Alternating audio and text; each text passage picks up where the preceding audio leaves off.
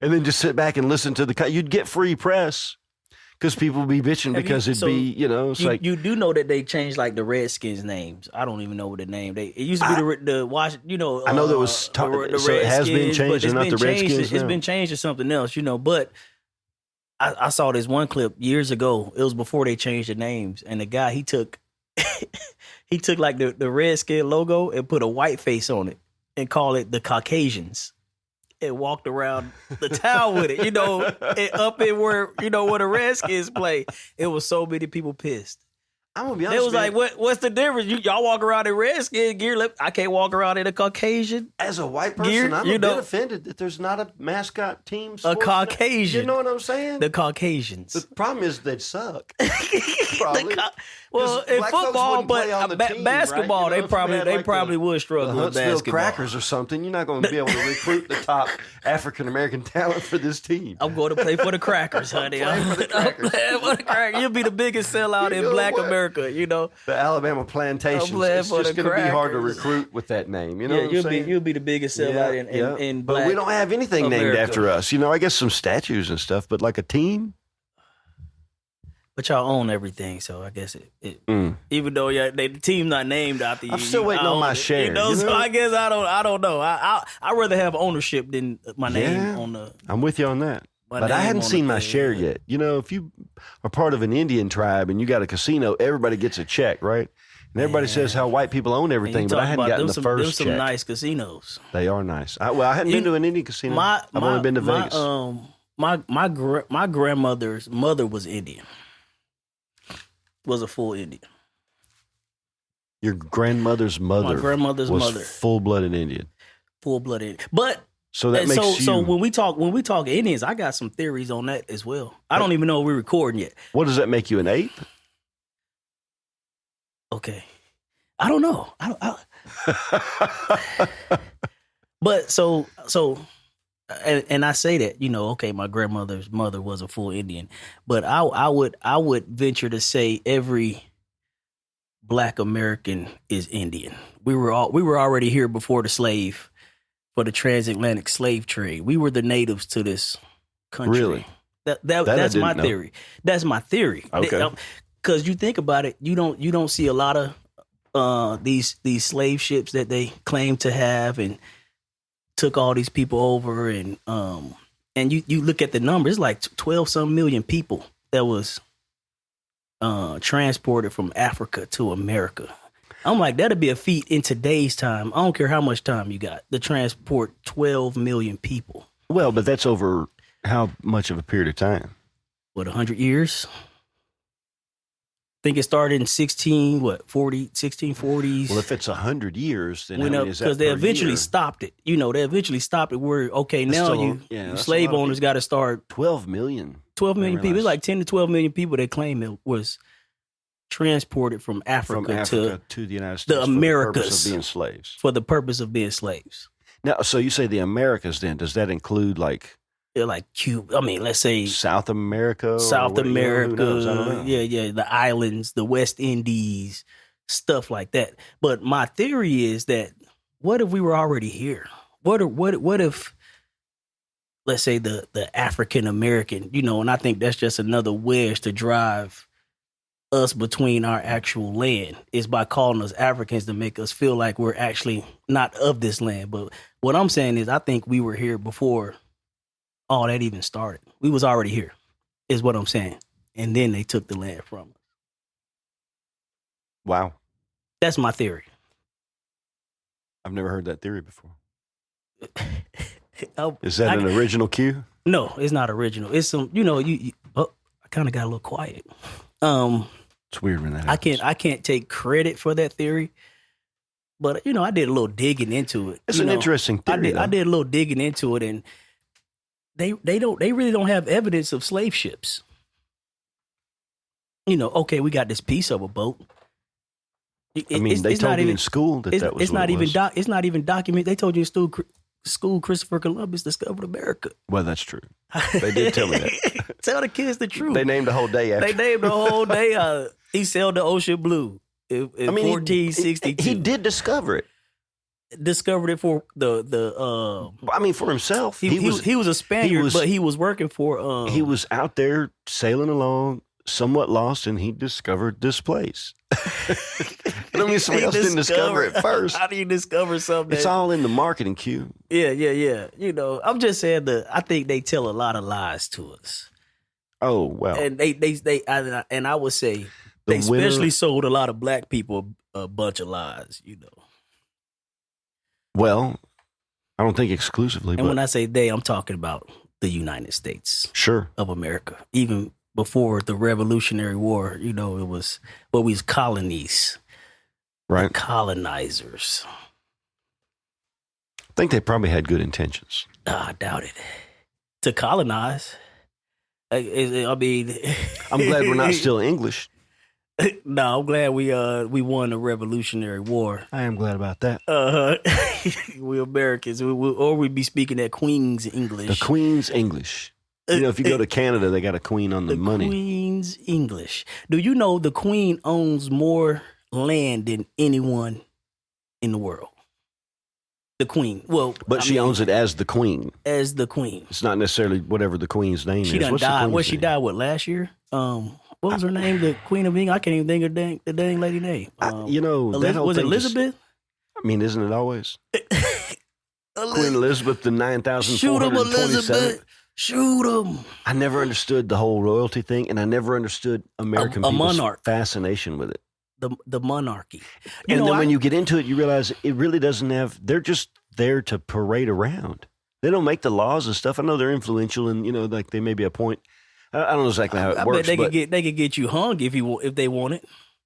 Well, yeah, but so can Hillary. So Hillary probably done hung a lot. Hillary can make you hang yourself. She can in a cell with no one else around. She can make you shoot yourself in the head twice. She can make you give you your own double tap. Hillary is that powerful. That's how powerful Hillary got is. some power. Hillary pushes some weight. I hope she don't hear this because I'm a small fry in a big pug. Yeah, right. In a big, you know. Surely she wouldn't reach out to Huntsville. No. You know, I think they keep tabs on people that's free thinkers. For sure. Like they're influencers. Especially if you become an influencer. But, you know, I'm talking just someone like me, you know, social media and AI has gotten so powerful now where I heard that AI can know if you're pregnant before you know you're pregnant when it comes to like women. Like that's how powerful it is. Like it can start looking at what you searching. They start sending you ads. What you eating, where are you going, what time you're waking up. Yep. To go pee and coming right back. You know, like it started to your smartwatch knows. Like, oh, she's pregnant. Yeah, your smartwatch knows. And they'll send you ads before you even knew you were fixing to have a baby. That's crazy. I don't know if that happened to Jessica. Did that happen to Cynthia? If it did, be interesting. I didn't ask her. But then, is it that, or is it just your phone listening to you talking about having a baby? I'm talking about even if you don't even know or trying to have a baby. Oh, that's how powerful it is. It's just so, because you got to think it's collecting the data of trillions and trillions of people. And so. It's scary, but here it comes. Here it comes. There's no way to, it's here. Yeah, it's already here. There's no way to stop it. Can you imagine a T-1000 chasing you, or trying to defeat a T-1000 with a shotgun, We're going to need new weapons. We've all seen, what was it, Terminator 2, with a new model, that T-1000. He can basically liquid metal and can turn his hand into a damn samurai sword and run like 50 miles an hour. I haven't seen those movies in forever. Oh, my goodness. I need to go back and watch those Terminator movies. Oh, man. The first one, Schwarzenegger showed up butt naked out of a bolt of lightning. You remember that part? I don't remember that Took the guy clothes, because he showed up both. I think that was just an excuse for Schwarzenegger to get naked. He was young, man. Yeah. Oh, yeah. He was a stud. I bet that sold some movies, right? Oh, man. Sold some tickets. See Schwarzenegger cheeks. That's all. That's what they showed. Yeah, back then. But now they'd probably, who knows what. Oh, my goodness. Yeah, you get front and back now. Back then you just saw back shots. But, well, man, here we are again. Here we are. Sitting down in 86 Kids Studios. Hey, shout out 86 Kids Studios. 86 Kids Studios. Huntsville, Alabama. Kind of starts to feel like home down here. It really does. Like I kind of look forward to it. It's like I get excited. Like, Yeah, I do too. jittery. Like, oh man, we get to We're go. recording this episode a day later than we've recorded the rest of them just because of logistics.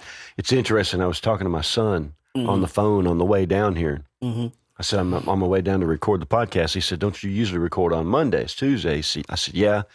I said, but our producer had a conflict of interest or conflicting engagement or whatever, and so we couldn't record the podcast tonight. And he's like, Dad, did you listen to yourself? You just said I couldn't record my podcast tonight because my producer had he said, what are you trying to be, like all Hollywood or something? Oh, he done called you Hollywood. You know what Hollywood? Me out on it. Oh, yeah, tried to call me out on it. I said, right. I never thought of that. But you know what, then? It made me think about fancy pants over not here. like I was fancy, but how not fancy a bunch of our celebrities are. What if like Joe Rogan is really in a basement? You know, he's probably not, but you know what I'm saying? I'm pretty sure he's in a legit studio. Yeah, I think he's got something better going on. But I mean, some of them are in their closets. But speaking of, some of them are for people that are in that they line the walls with their closets. It's the best they can do, and they come around with it, and you know, it makes it sound professional. But boy, you know, you almost have to crawl in there, you know, right? Like having an apartment in New York City. So I'm grateful for 86 Kids Studios. Oh, most definitely. Very grateful to be able to be here. Very, very grateful. All right. So what you got for an introduction, man? We still haven't come on. We haven't landed on I don't know if we will land on a standard introduction. But I've been practicing mine, and I'm going to do the whole carnival voice and everything, man. But I'll let you go first, as always. I wouldn't say I've been practicing, but I kind of like where the direction is headed, you know. Coming to you live from 86 Kids Studio. This is Q the Messenger. And I got some stories for you where the truth is stranger than fiction. Ooh, yeah.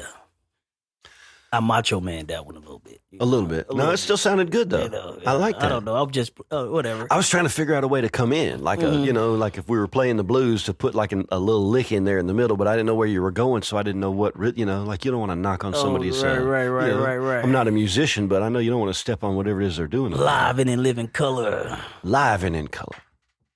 Where the cream always rises to the top. And me and Shane Knox is the cream that's gonna rise to the top, brother. Oh, yeah. When Q and I was talking about doing this podcast, we would laugh about different kind of introductions. We both listened to the Hodge Twins. Oh, yeah. What is it they say? It's going to be a damn good show. A good show for you tonight. Got a good show for you. Damn good show. They've done it so much, they look bored when they say it. They just kind of staring at, like, you know, and but they get I'm right looking forward to it, though. Like, okay, you gotta have I'm looking forward to it because I know that's. And like if you're listening to a short, sometimes it'll be on the beginning of the short, and you know, okay, well, let me go ahead and listen to the rest of this one because you know whatever it is going to be funny. Right. Oh, Lord. Okay. Your turn. And now, from that 86 Kids Studio in downtown Huntsville, Alabama, here with my co-host, Q the Messenger, and our producer, Kevin Richardson, I'm Shane Knox, and you're listening to Vendor Chronicles. Ooh, I like that. You know How what? was that? I mean, I like that as like, because you introduced me in that. So like where you do the intro and then I just kind of come in like where like you do the intro, I do the outro. That or coming in together on it, you know? Like, well, we both say something. Or as I introduce you, then you take, you know, I don't know. No, as I'm done with my little pitter patter. Your bit or whatever. My I don't bit, know. yeah, whatever you want to call it. You're done with your bit. But I'm just saying, or just come in right in the tail of that with something. I don't know. Oh, no, I like it. Or coming up with, it'd be kind of fun. Like, what are we going to do when we've got a guest here? Right. Standard intro and then go into a guest. And introduce the guest. Coming to you now from that 86 Kids Studio in the heart of beautiful downtown Huntsville, Alabama, here with my co-host Q, our producer, Kevin Richardson, and special guest, Mr. XYZ. My name is Shane Knox, and this is Vendor Chronicles. That would work. You just add them right in there after that. That is so dope. Okay. That is cool. I like that. That is cool. That's fun. That is very fun. Doing this right in front of everybody, too. It's kind of like changing clothes. You know, you're only supposed to have, like, you know, guys don't go shopping together, I guess. Maybe. I don't know. No. I don't. I can't tell you last time I've been shopping with a dude other than my kids. No. You know. Yeah, I could, my son and I. That's different. but outside of that, I Yeah, never just, yeah. hey, dude, let's go to the mall. Do I look fat in this? Let's It's like an 80s I'm looking comedian for a coat. Help me come pick out a coat. I don't know. It's just I certain don't know things. if I'd be above sending somebody a picture, though, especially if it was like a coat that was going to be some money. You know what I'm saying? Mm-mm. I might send a picture and be like, hey, is this dope or is this stupid? Am I crazy? Don't send me no pictures. All right. I'll be like, block, delete, return to sender. That's hilarious. So, tales from a vendor. Tales from a vendor. You got a fresh one? Tales from the vendor. I got one I've been wanting to tell you for 3 weeks, and it finally hit me that I need to tell you this. All right. So, I do this market at every Saturday morning in Bailey Cove, South Huntsville. Mm-hmm. And that's from 8 to 12 if y'all want to know. We got a couple more weeks of that market. But it's this kid, little redhead kid. He's 22 months. Name is James. Okay. And he always comes up to my trailer because I got the only trailer out there that people shop in. You got some guys that pull up, unload, and then pull their trailers off, Gotcha. a little bit forward. But mine's is where everyone can see it's visible and you can actually walk up to it. Okay. So this kid is very infatuated with buses. He calls my trailer a bus. Okay. But every time I see this kid, he always has this little toy car in his hand, a little wooden toy car. And I'm like, I know that maker, like I know that model, like that's a Shane Knox, No way. a Shane Knox Model T, you know what I'm saying, a Model B, like I know Sure. that, I know that brand, And so me and the dad got to talking. He's like, yeah, he loves anything with wheels, but he especially loves buses, and he almost like depict my trailer as a bus, And I got these little spikes on my wheels, so he always like to come up and flicker the spikes on the wheels. Sure. And he'll stand there for like 2 or 3 minutes, and the mom will walk off. The dad, he got the patience to stand there with him, and then I might crank up a conversation with him. But I just learned his name this past Saturday because he had an outfit on that said his name, and I was like, oh man, this must, James, and we've talked, over the past couple weeks, Okay. but I never asked the kid's name, Okay. So he's like, yeah, his name's James, of course, and he just loves your trailer, and he loves this little car, this Shane Knox Model T, like whatever. I don't know if you give them models, No. you don't model your cars. I would know if I saw it. No. Yeah. Oh, it's definitely yours. Yeah. Like I know your signature when I see it. But That's fun. And he's just a cute little And I've never redhead done kid. that market, so I must have seen him somewhere else. Yeah. You probably. Redheaded kid I didn't named ask him James. where he picked it up from, but I probably recognize him. but if I he see has him. that car in his hand. I've been seeing him for the past 3-4 weeks, and every time I see him, he has that car in his hand. Really? Yes. That's too cool. He has that car in his hand. Little James. So shout out James. Shout out James. Yes. Little red hair Little James. red hair James. Shout out James. Shout out red hair James. Hey, you know what? Remind me, and I'll give you a little airplane or something. Okay. If you see him again, then you know what I'm saying. You can be like, "Oh no, that's my friend that makes those." Right. Yeah. I probably got some in my van. Okay. Yep. That'll be fun. And I told him, I was like, yeah, me and the, Cross promotional. I call you the toy man, the The toy toy maker, man. Yeah, Yep. the toy man, we're pretty good friends, I'm pretty happy being the toy maker. Yeah, the toy maker. I've been called a lot of things, and that one works okay for me. Right. So, yep, little James, man. That's all I got as far as tales from a vendor from my point of view. What about you? What says you, Shane Knox? Things are slow right now as far as current events. Mm-hmm. Right now my biggest challenge is getting ready for September and October. Those are big months for the toy business. People are, the folks that are thinking ahead, that's when they're buying Christmas presents. That's when the craft shows are going to be. And we'll be going to Atlanta. I think it's the first weekend of September. Mm-hmm. There's a big festival at Stone Mountain Park over in Atlanta. Is that the Yellow Daisy? It is Yellow Daisy. Okay. Yeah. That's become our number one show of the year. Mm-hmm. Going over to that one. So we're always looking for another big show, and we've got some that are pretty close to that one. But that one's always been real good to us. That was a big eye opener for us. That was kind of like we talked about stretch goals or big picture goals. I think last week, being able to be accepted into a show of that size and make it through the jury process and have the resources to be able to do a show of that size was kind of a big milestone for us. And the first year we did it, well, we got accepted to be in the show 2020, Okay. I believe. And it was canceled because of COVID. Maybe it was 2019. Oh. But I think it was 2020 when it was canceled. Whichever it was, the first year that we got accepted, it was canceled. So we got grandfathered into the next year. And when we went the next year, it was just as people were starting to really get back out after COVID. Okay. And we had a fantastic show, had a great show. It exceeded our hopes. It was bigger than what we hoped it would be, and there were a lot of factors that came together. And that was, doing that show was like, I felt like a professional toy maker. Wow. Doing that kind of money. It was that was an eye opener that was available out there, That was fun. But as far as currently, that's what I'm doing. I'm spending a lot of time in my shop, and this is the time when I'm home a lot. And so I'm spending an awful lot of time with my daughter. As it comes the next few months, I'll be gone a lot. There'll be weekends where I'll be gone for 3-4 days at a time.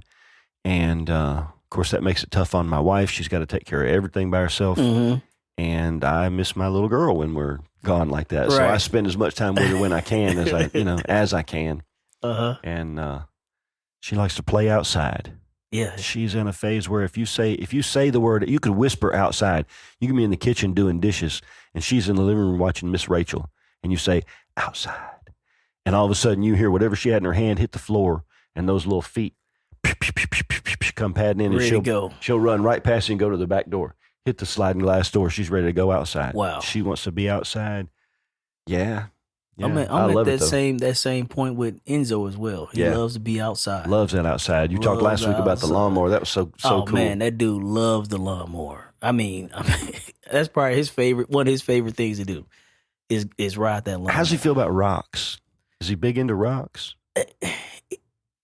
Not to keep and just hold on to. Like if he's playing with the rocks, he's like taking them out of one area and putting them somewhere else. Moving. He's moving one pile to another pile and moving Madeline it back just seems to the fascinated pile, with having. She wants to have a Right. a hand. Right, I noticed that. Have with you her. seen that? Yeah, I she noticed just that. She just rock. loves rocks. I don't know. He's not at that level of infatuation with a rock. But they do say a diamond is a girl's best friend. Well, there you go. Diamond is just a rock of some that kind. we pay a lot of money for. So man, I don't know. See premonitions of the future. Yeah, now. yeah. She gonna have a big old rock one day. That poor fella, whoever he is, whoever he on is, him. it sure will.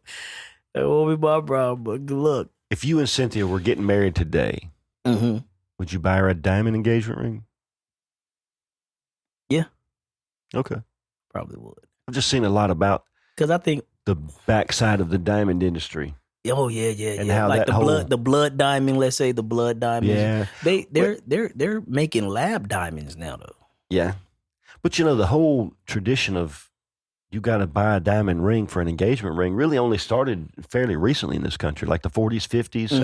I'm not a historian necessarily, but that was never really a big thing. I don't think until somewhat recently in our history. Right, and we put a lot of value on it. We put a lot of value on something that. There's an awful lot of them. Yeah, I don't think it's the most beautiful, it's precious gem. I don't think it's the most beautiful. Yeah, it's probably the most useful. Oh yeah, it's diamond bit blades, stuff like that. Yep. Yeah, but somehow it all comes to marketing and programming. It does, and belief systems. Like I talked about how the De Beers Company. The De Beers Company. The De Beers Company. Yeah, they own all the diamonds and. All the mines, most of them are in South Africa. And we just ate it up. And I heard, it had a lot to do with apartheid. That's as much as I'll say about that. Nelson Mandela. As far as the money coming from the De Beers Company, I think it was kind of in their best interest for things to be, for people to be fighting one another. South African apartheid. Comes full circle to what we've got going on here. Everybody's steady fighting.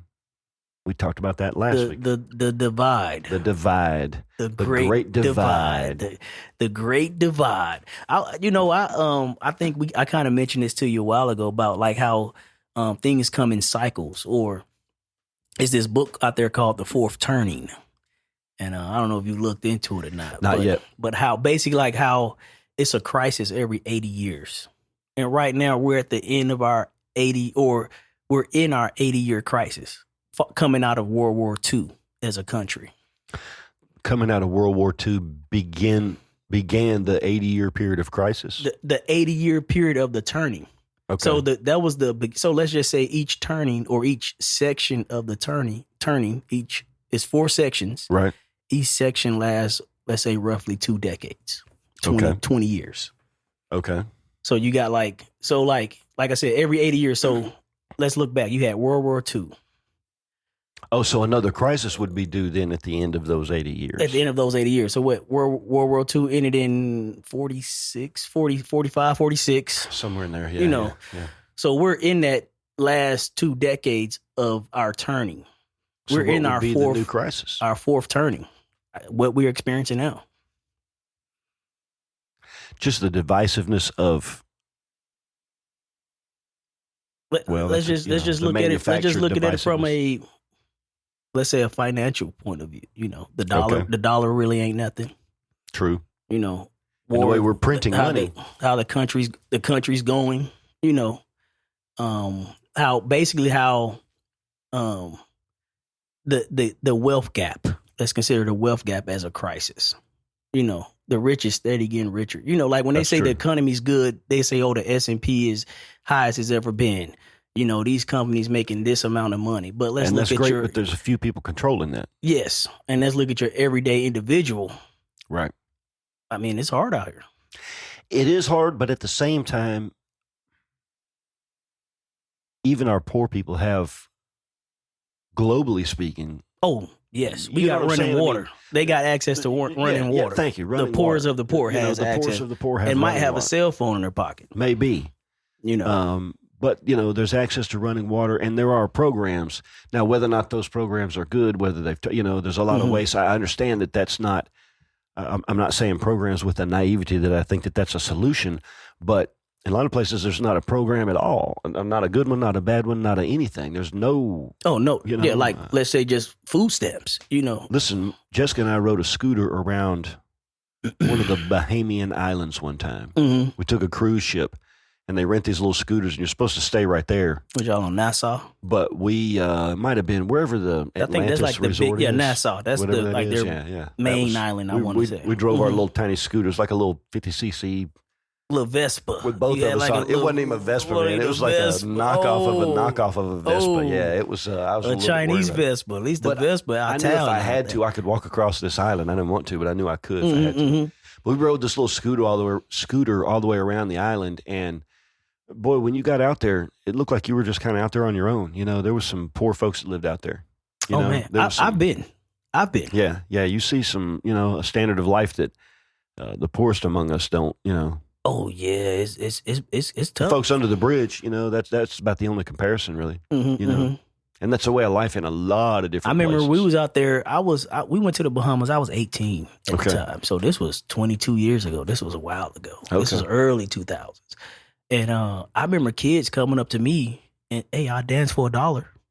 Really? Barefoot. Really? Would have did anything you asked them to do for $1. Do the chicken dance for $1. Do the chicken dance for $1.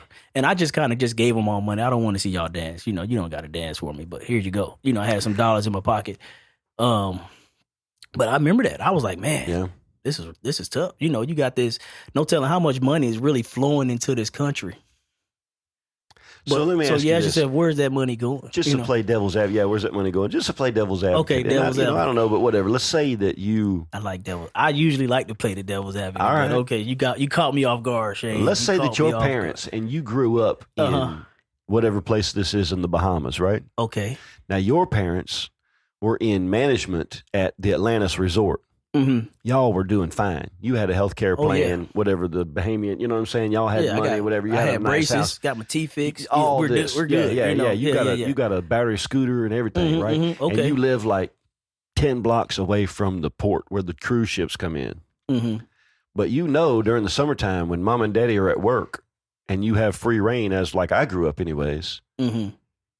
If you ride your scooter down and hide it around the corner and chain it to a tree and look a little sad and raggedy when you go up to the cruise ship guys and say, hey, for $1, I'll do the chicken dance. And by the end of the day, you might have $50 or $60. Would you do that? I can't knock nobody hustle. That's what I'm saying. If I was a kid, I would. It depends on the allowance. You know, it all comes back to the if mom and dad give me a stout allowance. You know? I was cutting the grass. I would clean leaves out of your gutter. If there was something that you need, I would help you move. If you knew somebody that was moving and they needed somebody to bring boxes out of your house, you knew you could call on Shane. There was a radio program when I was like 13 years old on Saturday mornings. It's called Swap Shop. There's this old country boy in Rockmart, Georgia. This is old country boy in Rockmart, Georgia. He's got Swap Shop. Go ahead.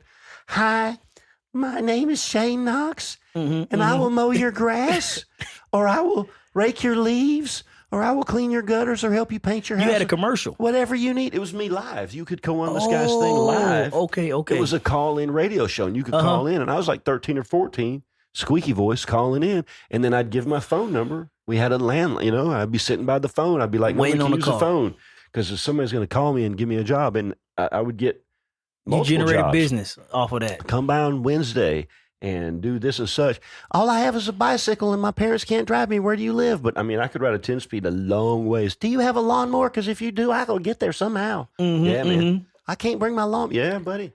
I would that was bring that entrepreneur spirit in you back then. I just wanted some cash, man, I guess. I don't know. Cash. Yeah. I used to have a pair of all-purpose hedge trimmers. I'm making a hand motion. Nobody can see this, but those of us in the studio. The scissor hedge like a trimmer. scissor, the large size. And the big scissors, some jumbo scissors. It had a hole in the hedges. back of it, and I would tie a string around it so I could wear it on my back when I rode on my bicycle, and that's a hedge trimmer.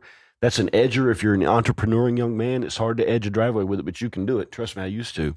If they had a lawnmower, I could do everything else. I'd weed eat with my little hand trimmers and go around. I never see that. And they would feel sorry for me and give me a couple extra bucks usually, or send their kid out with a Coke or something for me, which was always good. But yeah, I was within the neighborhood we lived in. I'll feed your dogs if you're out of town.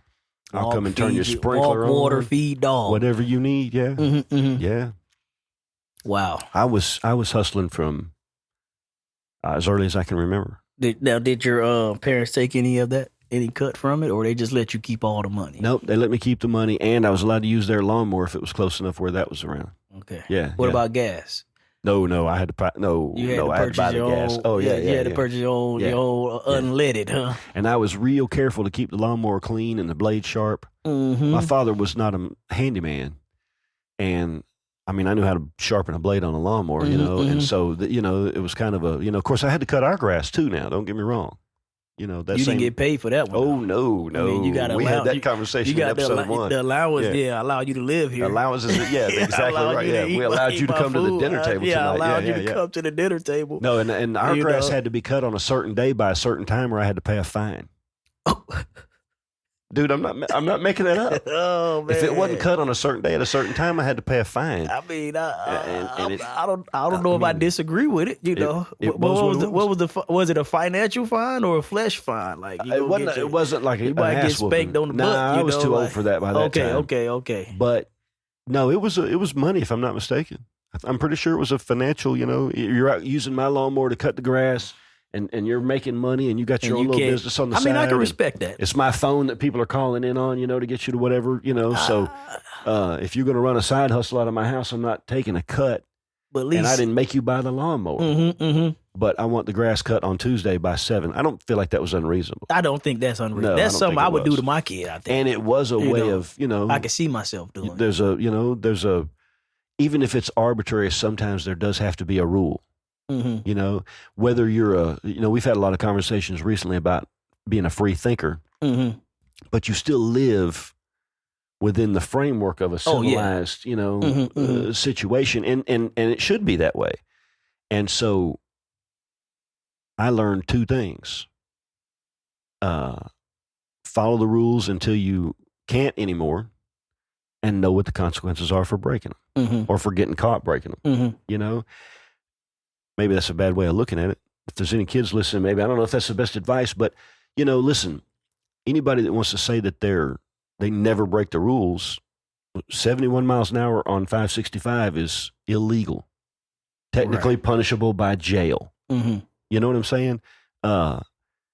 If you got some Percocets from the dentist and you gave 2 of them to your best buddy because they got whatever it is going on, just 2 little perks. now you've committed a felony. Oh, most definitely. So we all choose what laws we're going to But Big follow. Pharma can sell it to whoever Big they Pharma want. can sell it That's to crazy. everybody. They can Market sell it to it to everybody. everybody. I give give up 2 little Percocets. You know those commercials I'm have the to be bad expensive. guy. What is it, like an hour and a half long of a commercial with like people prancing through the fields and how great it is to be on these pain pills or whatever? Then they read all- prancing. I like the commercial where they read the side effects real quick at the end. You know, the side and half of the side effects are worse than the And you got actual like a speed issue. talker on there. And you might throw up and have diarrhea and you're going to vomit in here. Your eyes are going to bleed. Your nose is going to be. What in the world? I'll be like, oh my goodness. Yeah. I think I Hey, but just listen, suffer. I had a real life example of that. I won't give any names other than that this was my wife. She went and had a wisdom teeth removed at a dentist office. And so I'm there to pick her up, obviously. And the dentist comes out to talk to me about how the surgery went. You know, super nice guy, right? Okay. And he hands me her prescriptions, and one of them is for an antibiotic, and one of them is for like prescription strength Motrin, and the other one is for OxyContin 7.5s. And he says, when he hands me the Oxy prescription, he says, and it's written on paper, it's not called in like they used to be. I guess I could have sold the script, right?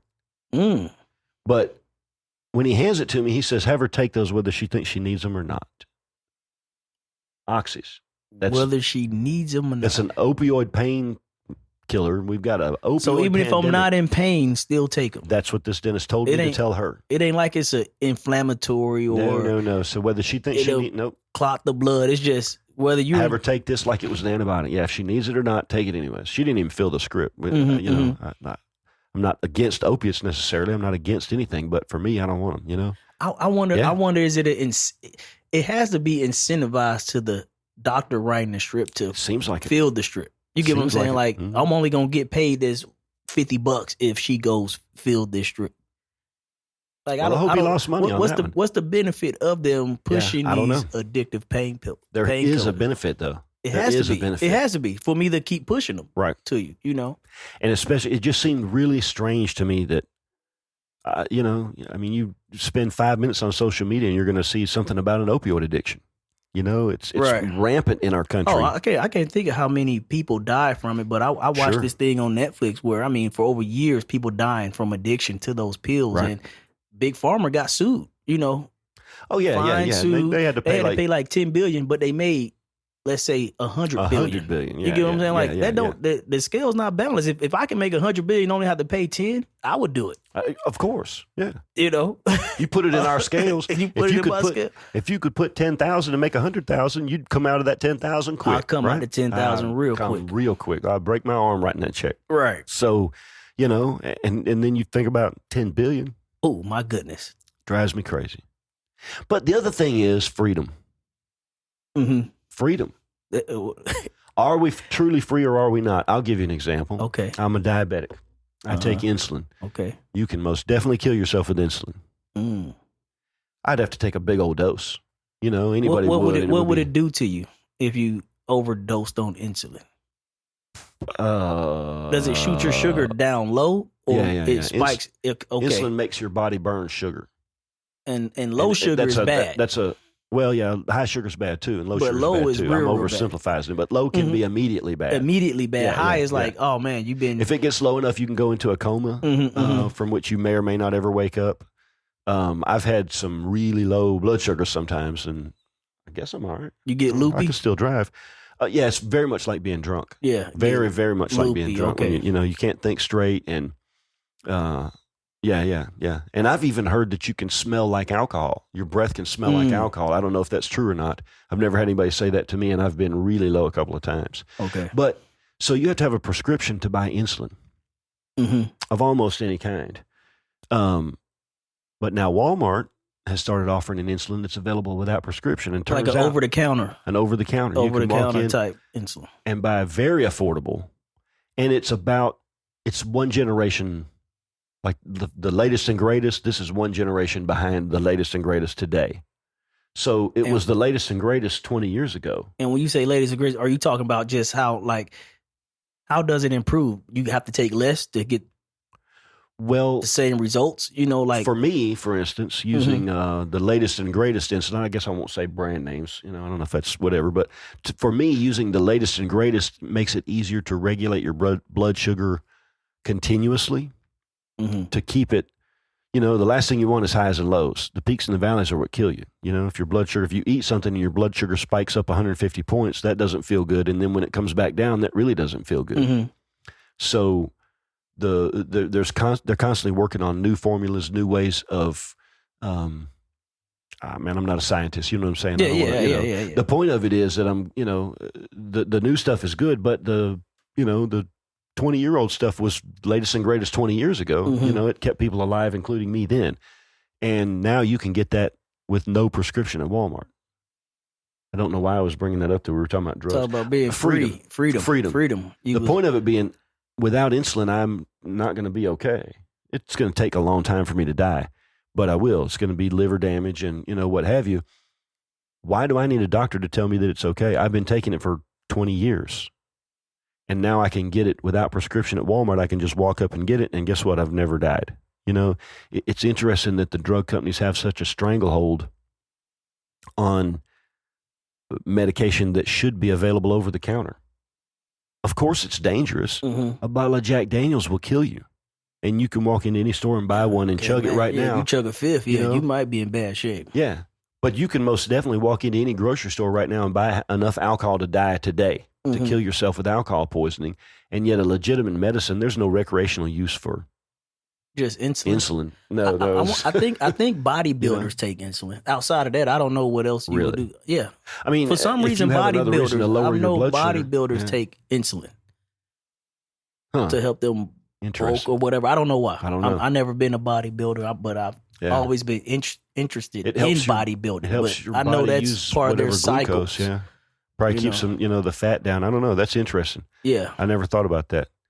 Or like you said, it might help them just shred, when they're cutting, I don't know. Because I'm keeping the sugars, so when you don't have the sugar, you start to burn more fat. I guess it comes back to, I think that we should be able to make the decisions to put what we want to put into our own bodies, and it shouldn't be the government's choice to choose that. I think where they go wrong, like let's say in the big pharma instance, where they say it's not addictive. Right. They pushing it, this is miracle drug, miracle pain, and it's not addictive. But in actuality, it was highly addictive to the point to where it kill you. Kill you.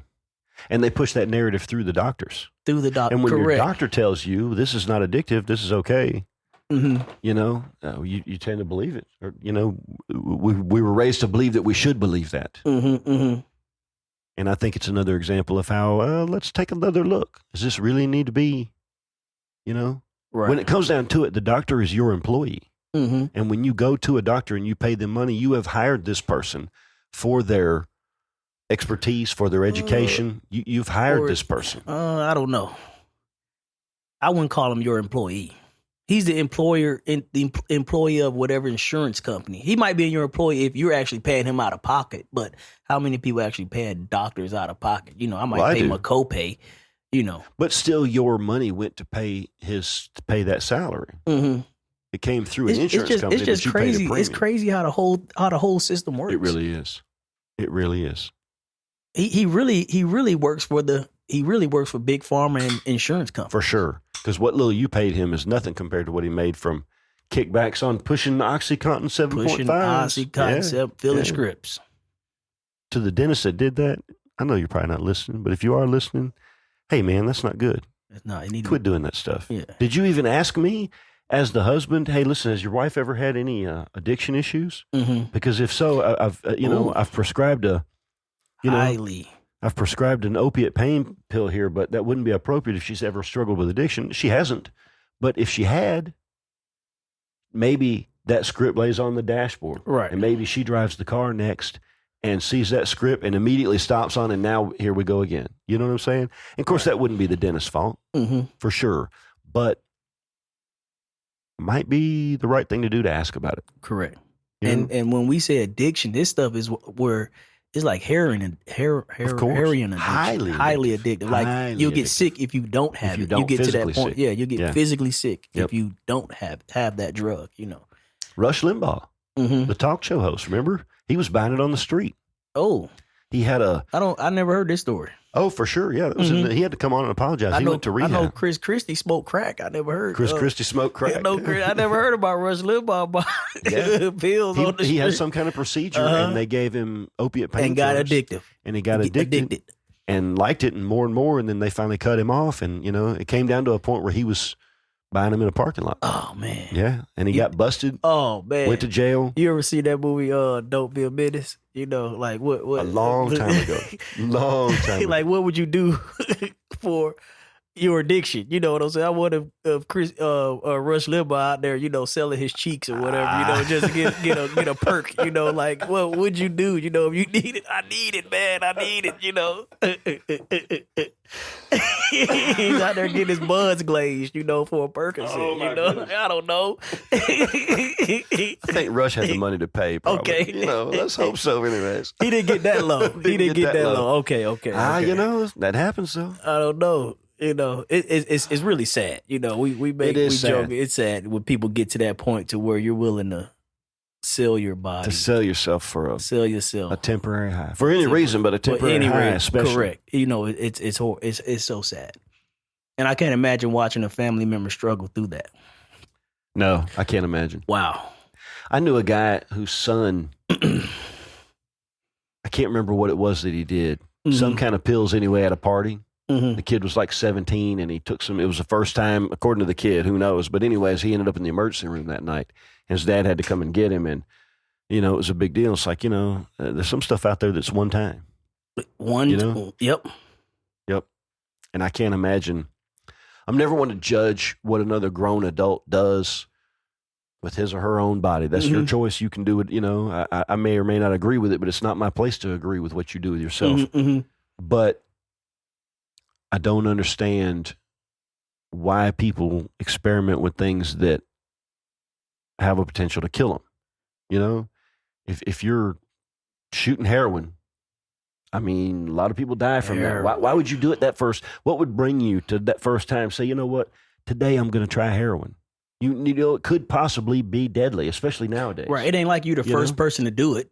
If you at that point, you done seen other people doing it, true. And the results of those people. And unless one of those people died, then you probably figure, well, I probably won't die either. But it get to the point to where, I don't know how true this is, but they say if they know this certain heroin or drug killed someone, that's the one they want. That's the one they want. Yeah. Oh man, get those red, get those red tops, man. I heard, little Pookie Ray, man, he shot up. He OD'd on that. He's gone. We're gonna need to try that. He's been doing, he's been on it for 10 years. Yeah, that must be some good stuff.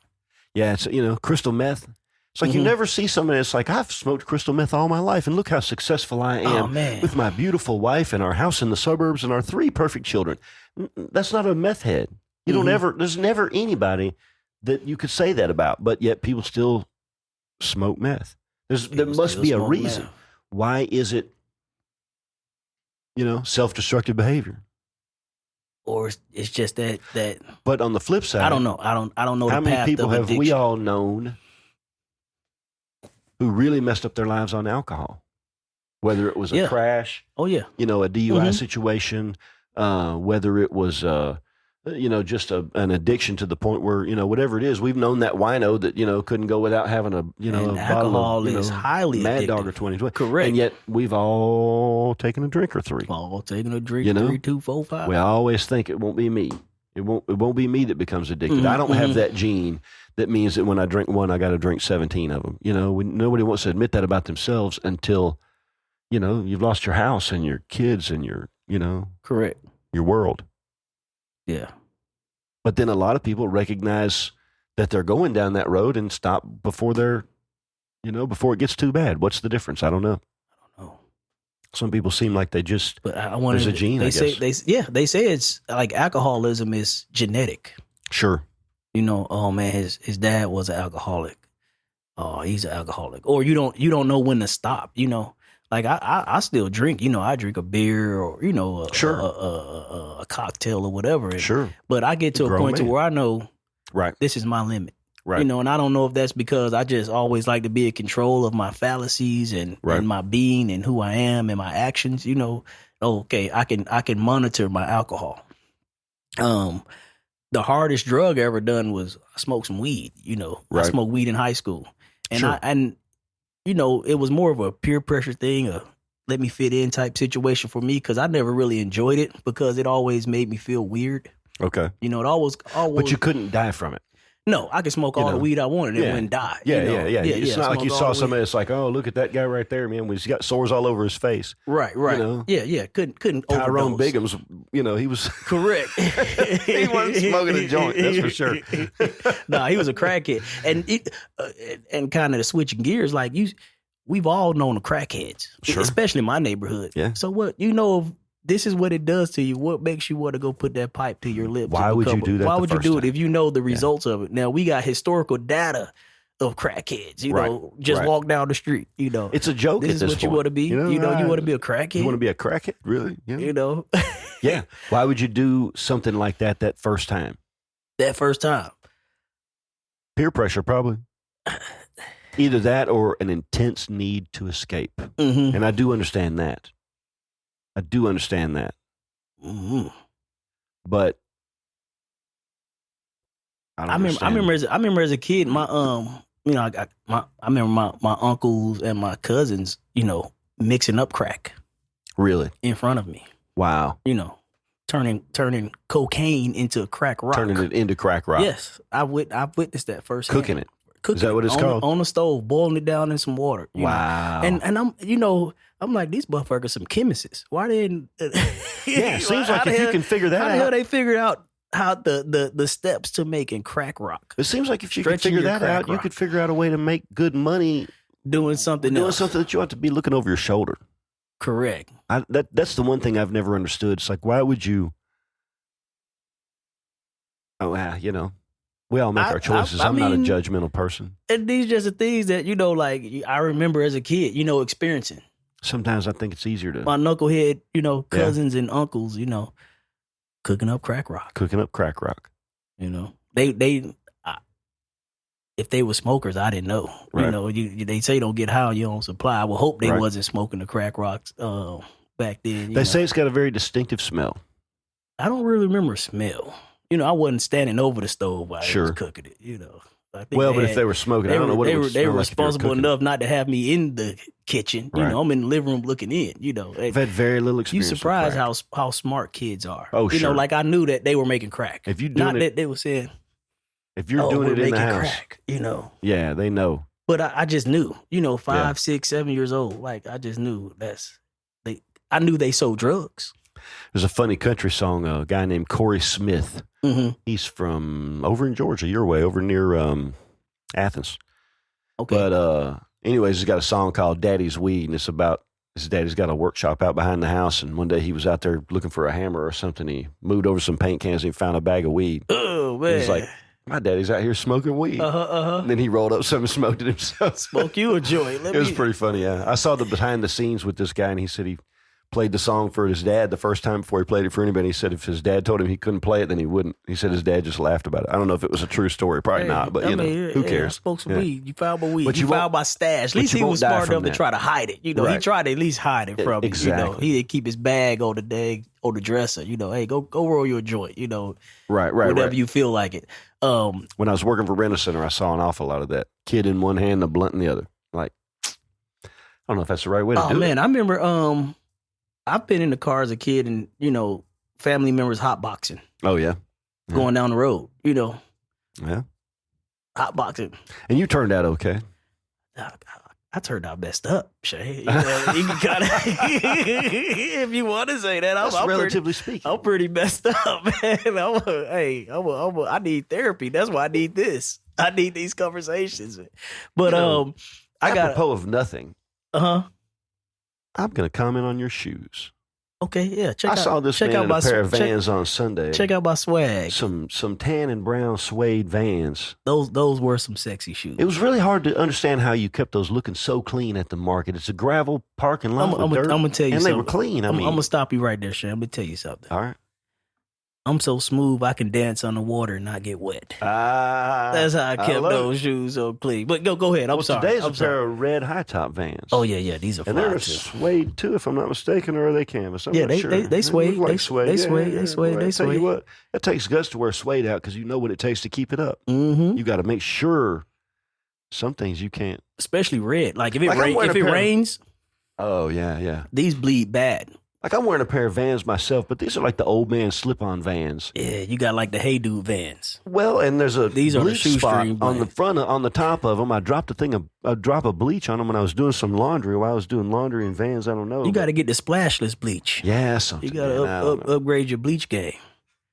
Got to you upgrade got- my shoe game. Is what I need Oh to, yeah, man. You're oh making yeah, me feel, you know? I wasn't gonna say that. I've never been.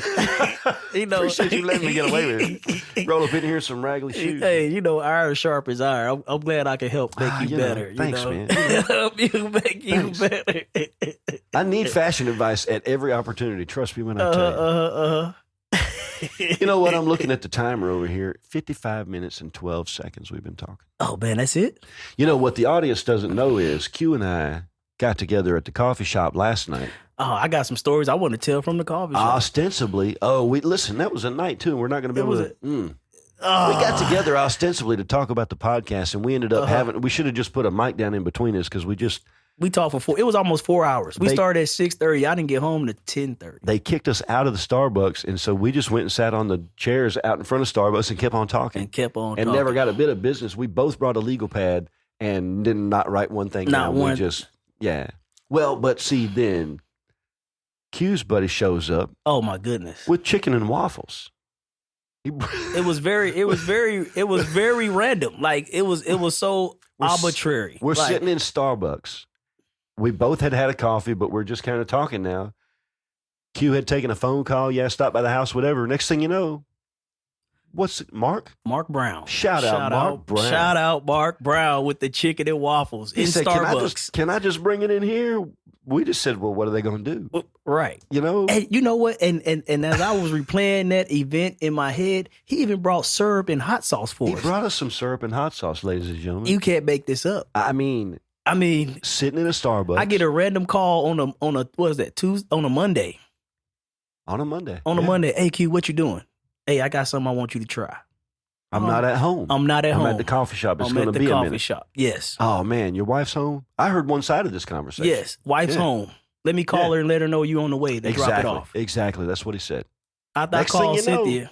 Yeah. Like 3 minutes later, a dude pulls up and Q goes, hey, that's my buddy Mark right there. And he's coming in. He's got like a jug of syrup and the hot sauce, but he doesn't have the chicken and waffles. He was worried that he was going to get in trouble, I guess, bringing Correct. Outside in. food into the Starbucks. And we were just kind of like, I mean, what are they going? Worst case, we'll go somewhere else. You know, we'll sit whatever. outside or whatever. We sat in Starbucks, He brought us 3 Vegan whole chicken waffles. wings and a vegan waffle. vegan waffles, And it a was big delicious. one. We split it, and 3 chicken wings, And 3 chicken wings. absolutely delicious. I ate a whole one, you ate a whole one, and we split the And third we one. split that third one.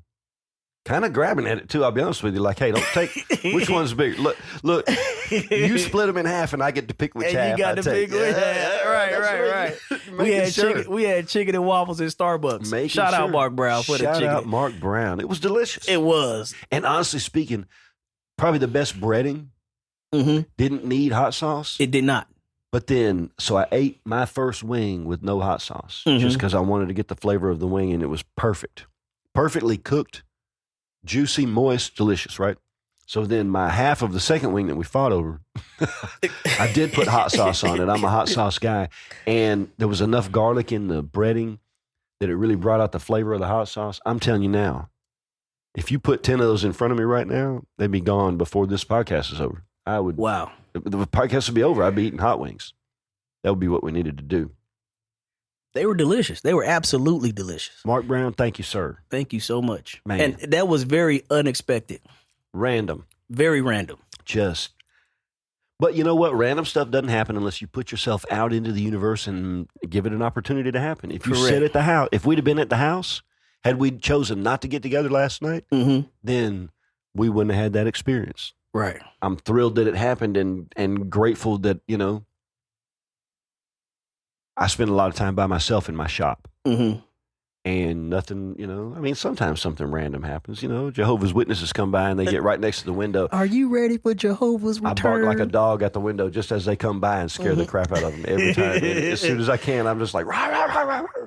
They'll jump, and I'm just laughing. Ha, ha, ha. Gotcha. But that was good, though. Yeah. Well, I'll tell you, man, another podcast recording is about to be in the can. Wow, it seemed like we really just sat down and started talking. I know I say this every time. We do. But we got to quit saying it too, because I've been going back listening. We do this every single time. When I think, like, even taking yesterday, for instance, we probably communicated for what, hour and a half? I mean, 3 hours and 30 minutes. Sure. Easily. Because I said I got to Starbucks about 6:30. You got there a little after me. I was a little bit later, yeah. A little bit later. Not much longer. Right. And we talked up to about 10:15. Yeah.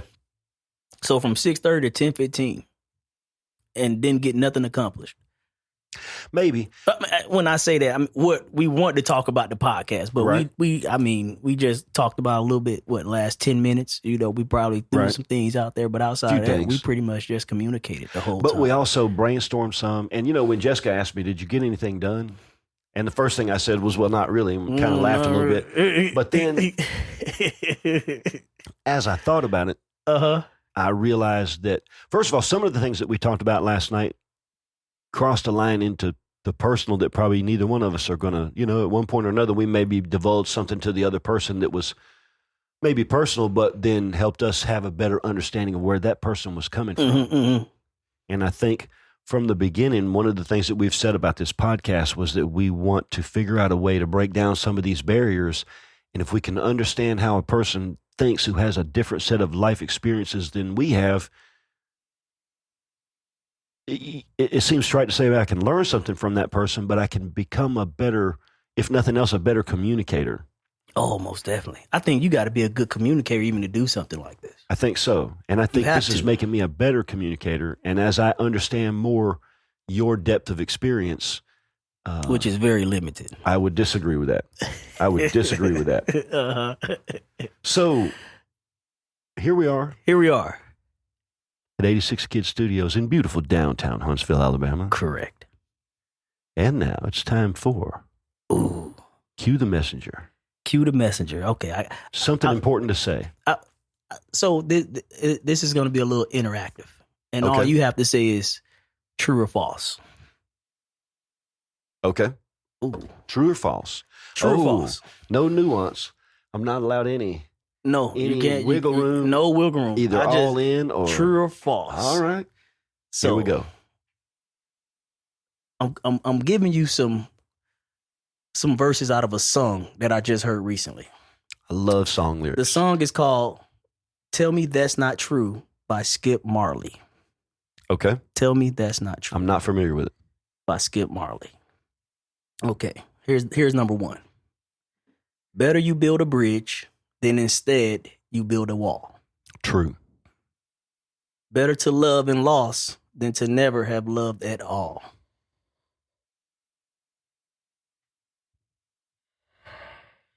True. Better to do today than instead of you putting it off. Oh, all in, true or false? By a preponderance of evidence, true. Better you stand up and better you get up and rise whenever you fall. 100% true. Better you smile instead you cry, and even better you laugh. True. Embarrassment better than gas pain, my friend, so better you fart.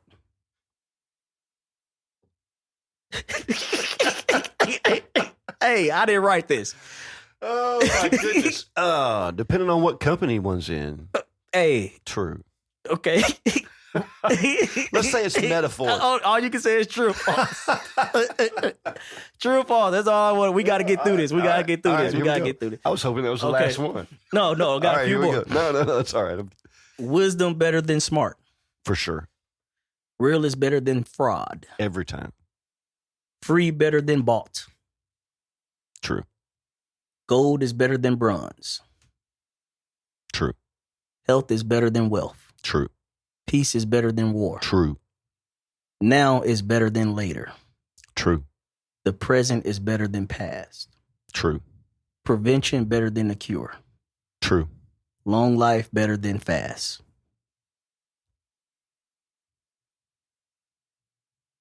False. Ooh.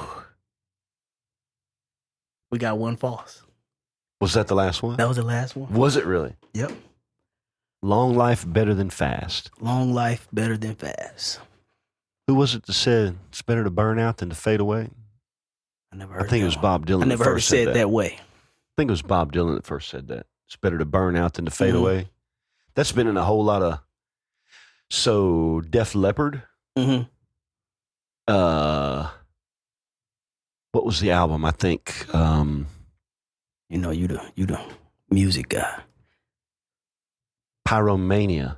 Come on, rise up, gather round, rock this place to the ground. The intro to that song says, I got something to say. It's better to burn out than to fade away. And it's a nod to Bob Dylan. Yeah. But it's been put in a lot of different things. You can't hardly understand it. You know, it's like an intro. I got something to say, you know. Fast life of a rock star. It's not necessarily, Die I don't know that young one is and- better die- than the other. Die young and pretty. I'm you really know, glad that I've made it to 53. Oh, wow. And I hope I make it to You're OG. 93. OG, triple OG. OG.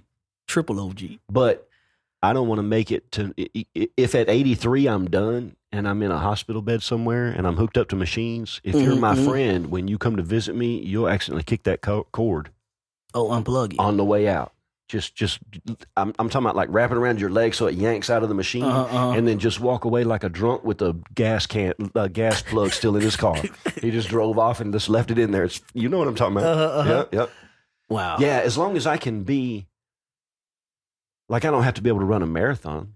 Mm-hmm. You know, maybe I'm physically not able, but I'm mentally still there and I can still be stimulated. Stephen Hawking's led a very full life. Oh, yeah. You know, so long as there's something for me, then I want to live as long as I possibly can. But I want to live while I'm alive. You know, and if I can't do that, then I'd rather burn out.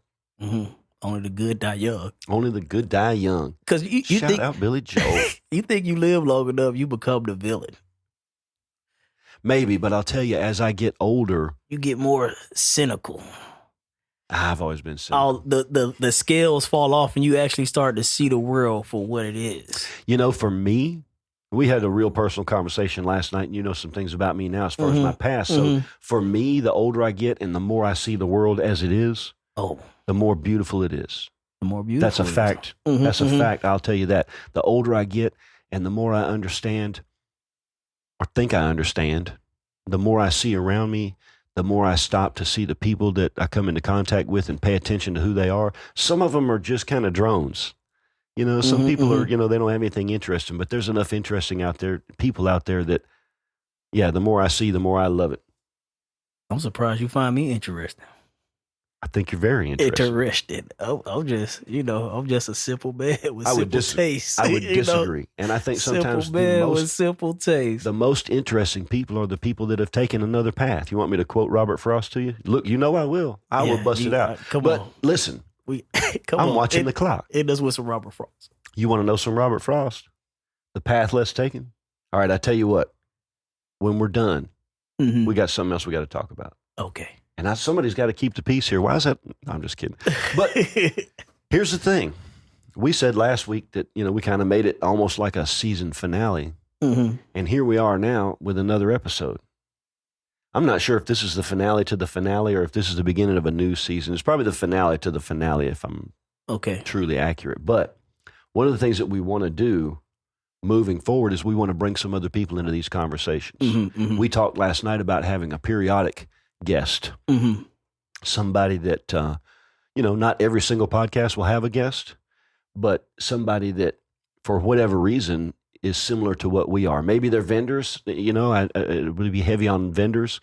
I know a few people that are not vendors, but that are small business entrepreneurs, you know, of a different kind that I think would make fascinating conversation. I got a couple of names in particular that I'm thinking about, but we've talked about bringing in other guests. Yes.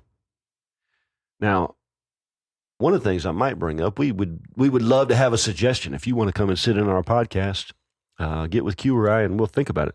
We're not going to have a ton of guests. So, maybe some of the people we like the most won't have a slot. Who knows? But there'll be a few of those spots. But one of the things that we've talked about. I guess that's how you can gauge your relationship with us. Oh, that's messed up, man. That's messed up. Oh, man. I've been trying to get on y'all's podcast for a year. I thought we was friends. I'm taking my ball and going home. I'm taking my ball and going home. I'm not telling anybody about your podcast. It's stupid. So if you want to be not interviewed, goodness, part of this conversation, honestly, we laugh as much as we do anything else. Oh man, I'm crying over here. I can't wait. I can't wait. I think this was a good season finale. I think it was. I think we had some fun. So you got this one. What you got something to leave us with?